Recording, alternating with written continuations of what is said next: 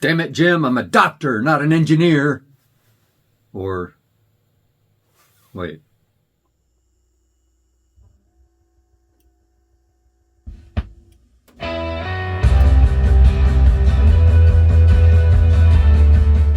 Hey, welcome to Lancaster Hi-Fi. I'm Stephen Lancaster, and I want to talk today about how we pursue the perfect sound, or how we pursue improvements in the sound of our system, and whether we act more like scientists or engineers. Let's start with what I mean by the difference between a scientist and an engineer, and how we deal with improving our systems. And whether that's more like science or more like engineering, and what's reasonable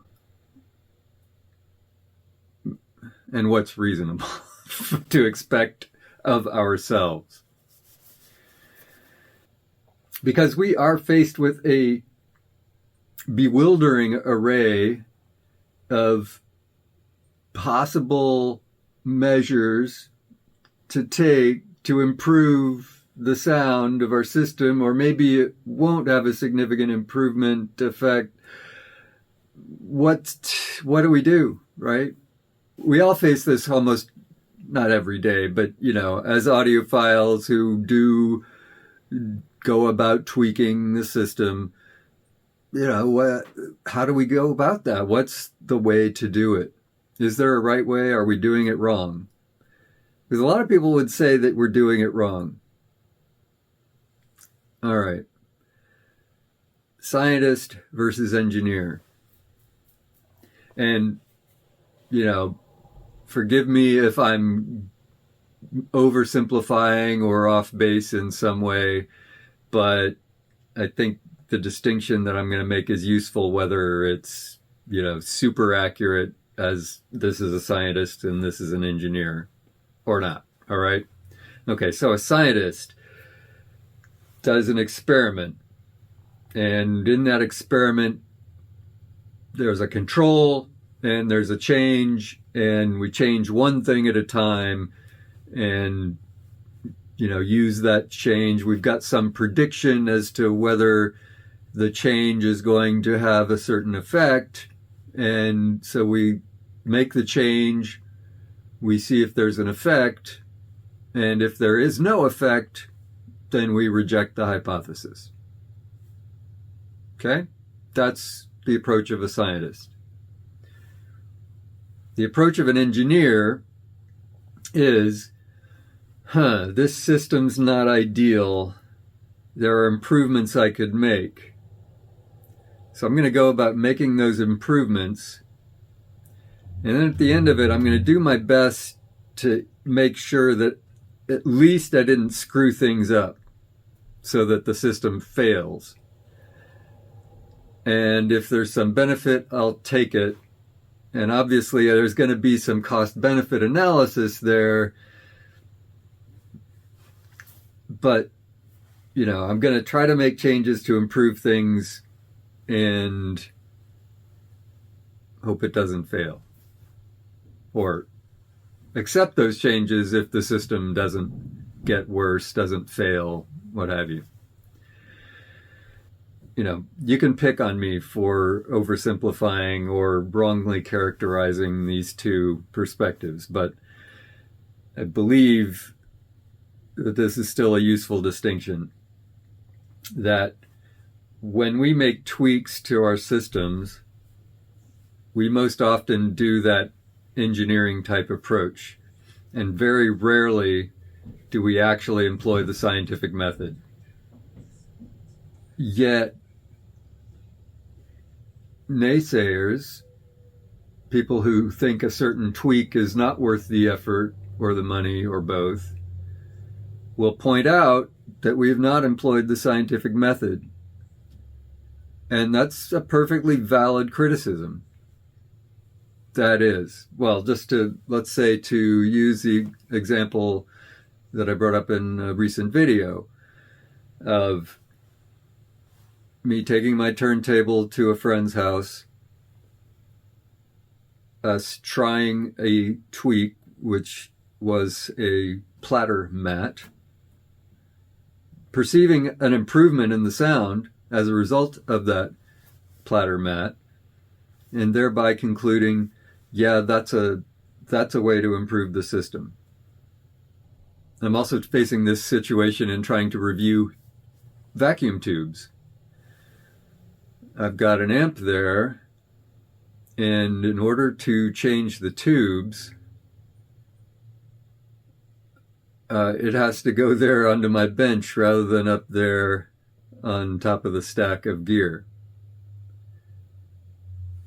And so in order to change the tubes, I have to turn everything off, disconnect everything, take it down, put it on the bench, take out the old tubes, put in the new tubes, and then follow the balancing and biasing procedure, which, if I follow that procedure to the letter, takes at least 5.5 hours.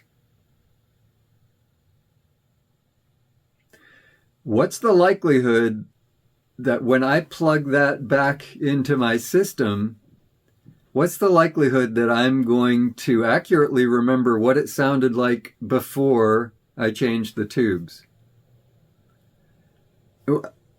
What's the likelihood I'm going to remember well enough to notice the subtleties of different tubes and what difference those tubes make to the sound?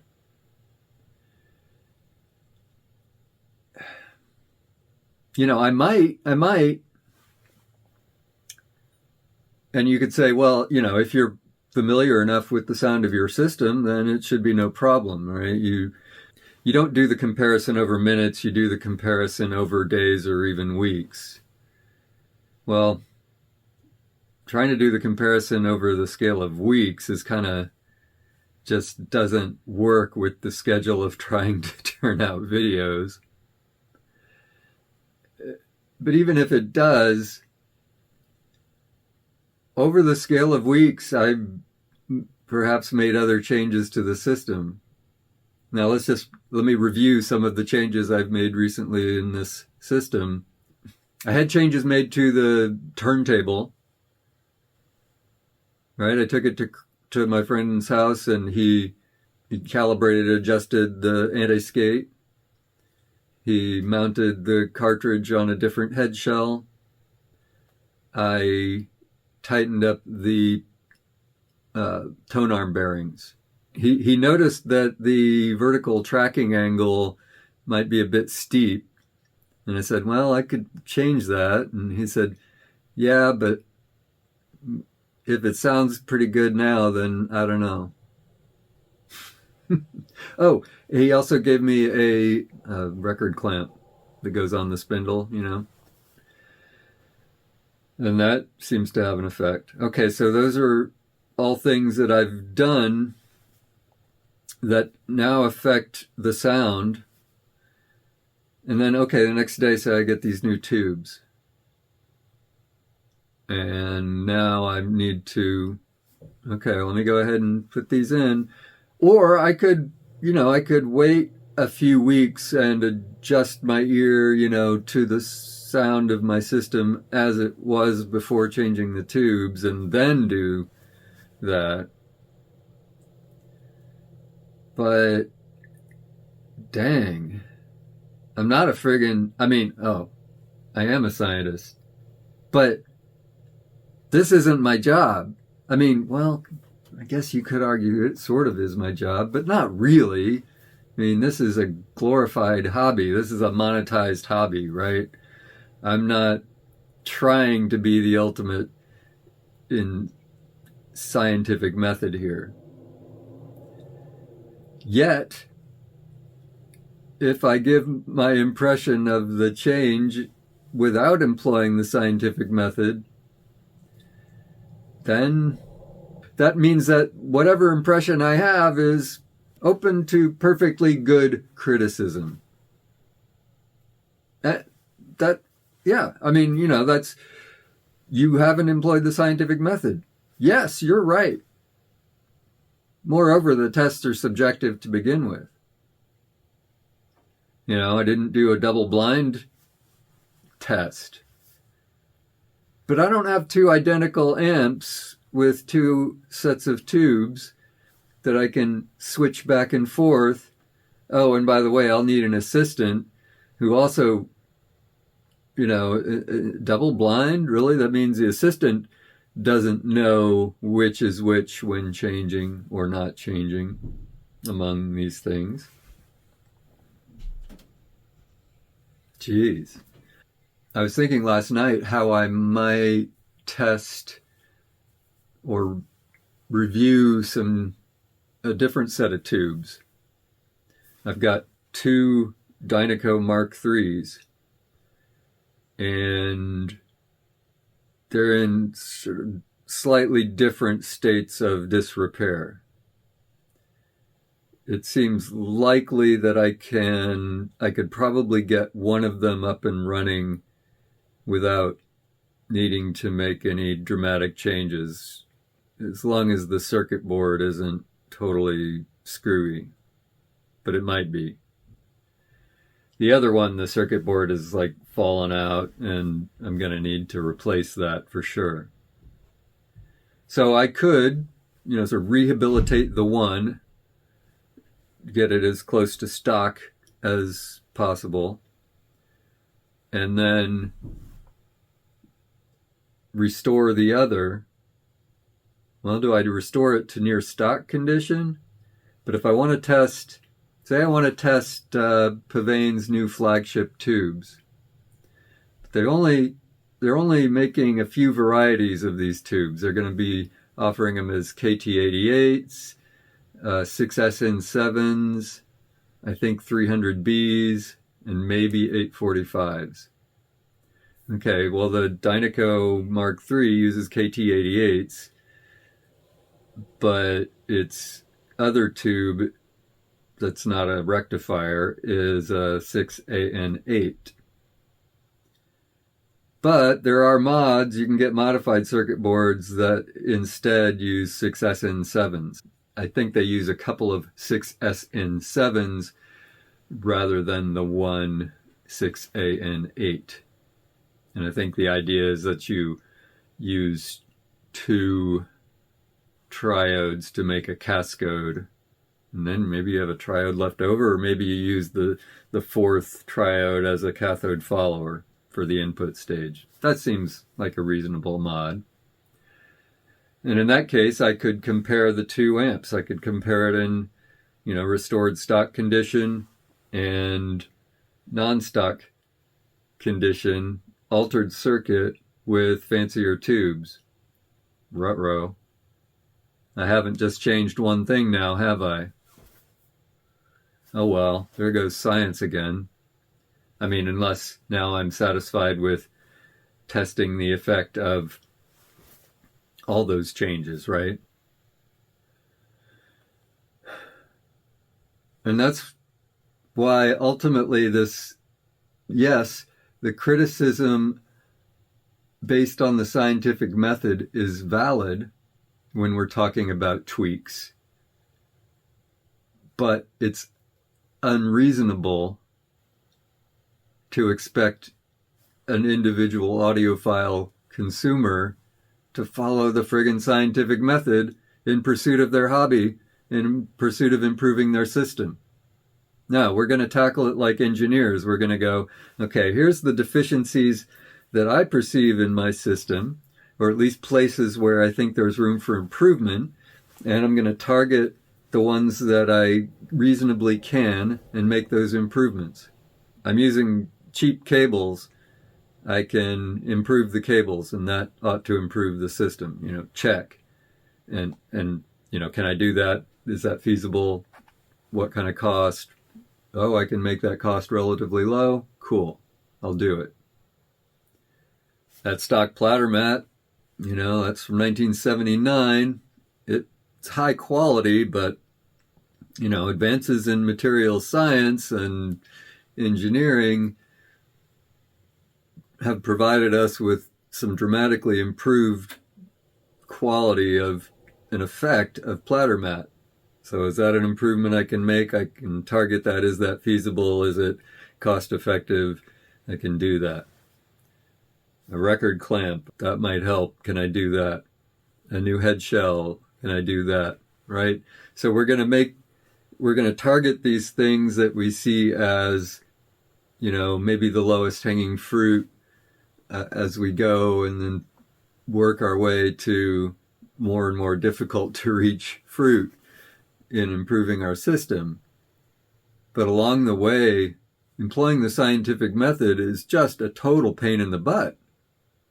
And we don't have to follow the scientific method because we're not acting as scientists. We're acting more like engineers. That is, improving things and trying to achieve incremental improvements and so on. So I'm saying a couple of different things. I'm saying on the one hand that criticizing a given tweak, say a platter mat, a cable,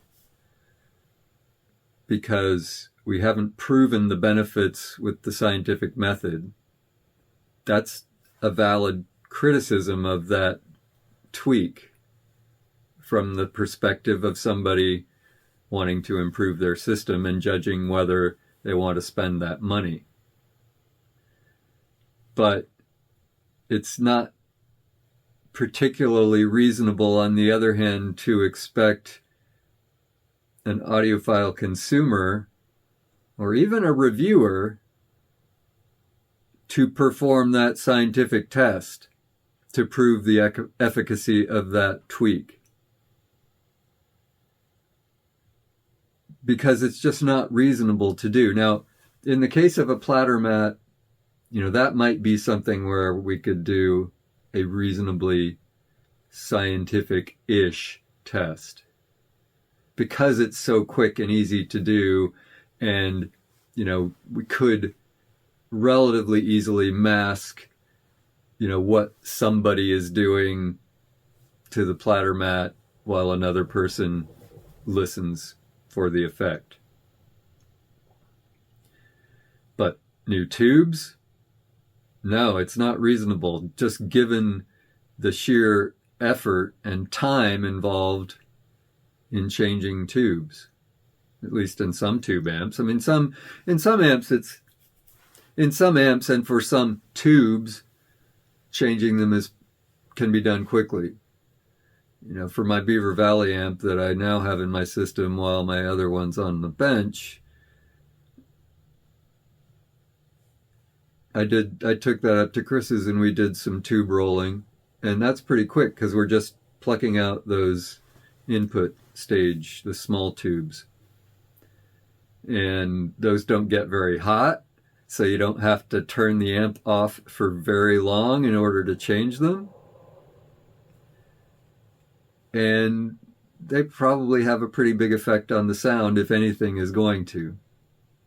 But even just changing the output tubes on that amp, that's like a whole other level, because they get a lot hotter. And even if I don't have to set the bias, which I don't have to reset the bias on that amp to change the output stage tubes, still it takes 5, 10, maybe 15 minutes to change out those tubes. Simply because they get so hot. and you got to let them warm back up again when you turn it on and so on. That's long enough that maybe with a highly resolving system, you could get a hold of a sound in your head. And if anybody has a system like that, it's Chris.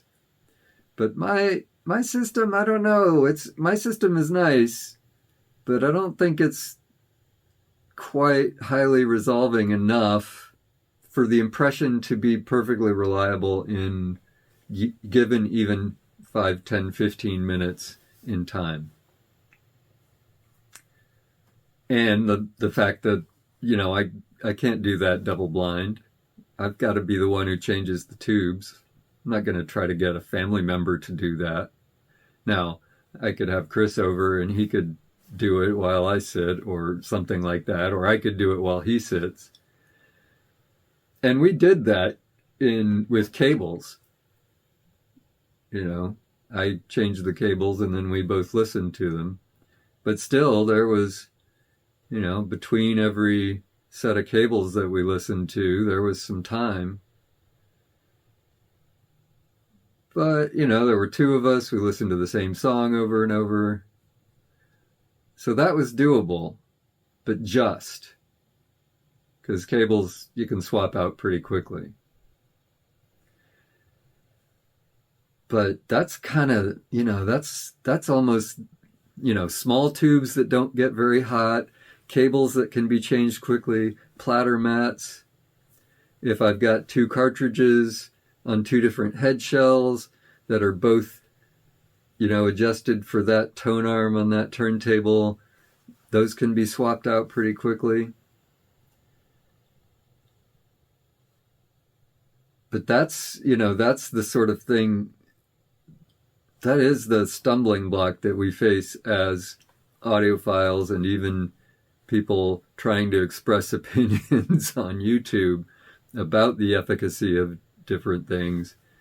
You know, that's it's a real problem that we all face. And that's why, you know, you see all the flowery language, airy, I noticed more of this and more of that.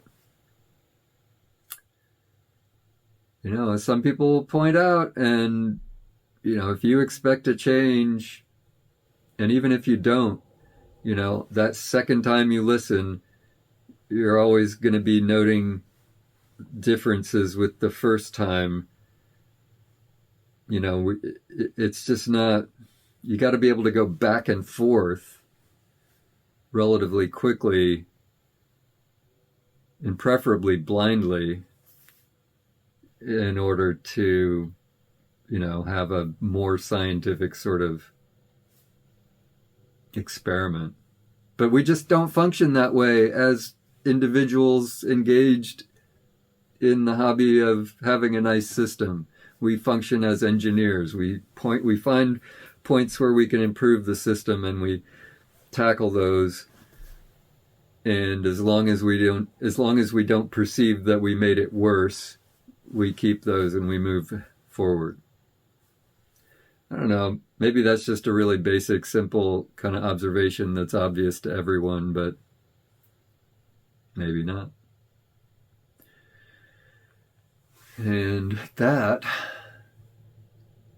let me just add, trying to make tweaks like a scientist is not much fun. It's a pain in the butt. Did I already mention that? Much more fun to take the engineering approach. And this is all about fun. So have fun, everybody. Tweak your system if you like it. Awesome. And I think a lot of us are just, who become convinced of a certain thing's efficacy and where we might have been skeptical before that, you know, we're just ready to catch that criticism of, yeah, it's snake oil, and go, yeah, you know, that's your point of view. I'm convinced otherwise. And go from there. And have fun. All right. And with that, I'm going to stop. Hey, subscribe to the channel. Hey, I recently made 8,000 subscribers, which is pretty cool. But man, I want to make that push. I want to get to 10,000. That'd be awesome. So subscribe, like, share, comment. What do you think? Am I way off base here? I don't think so. Anyway, have a good one, and I'll talk to you later.